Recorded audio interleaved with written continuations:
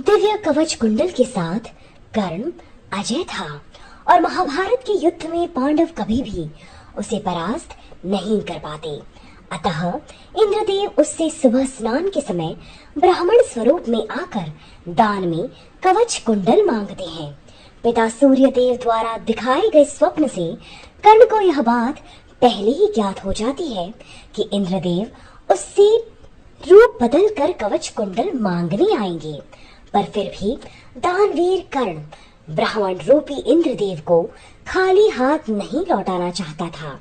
कर्ण का नियम था कि सुबह की पहर में अगर कोई भी भिक्षुक उसके द्वार पर कुछ मांगने आता तो वे उसे कभी भी खाली हाथ नहीं लौटने देते।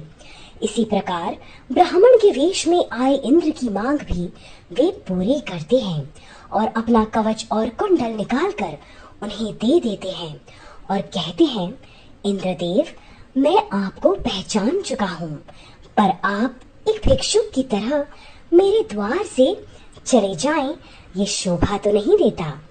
तब इंद्रदेव अपने असली रूप में आए और कवच कुंडल की बदले में कर्ण को एक शक्ति अस्त्र प्रदान किया, जिसका इस्तेमाल सिर्फ एक बार किया जा सकता था और उसका कोई काट नहीं था।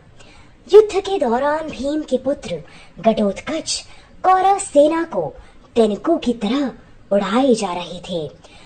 उसने दुर्योधन को भी लहूलुहान कर दिया। तब दुर्योधन सहायता मांगने कर्ण के पास आए।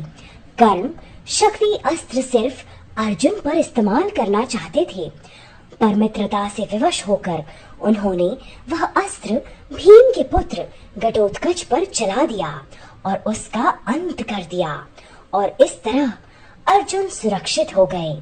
जबकि कर्ण को भली भांति यह मालूम था कि अगर उन्होंने अर्जुन का अंत नहीं किया तो अर्जुन ही एक ऐसा योद्धा है जो उनका अंत कर सकते हैं। और युद्ध की आखिरी में यही हुआ। दानवीर कर्ण का अंत अर्जुन के हाथों हुआ और समस्त कौरवों की हार हुई।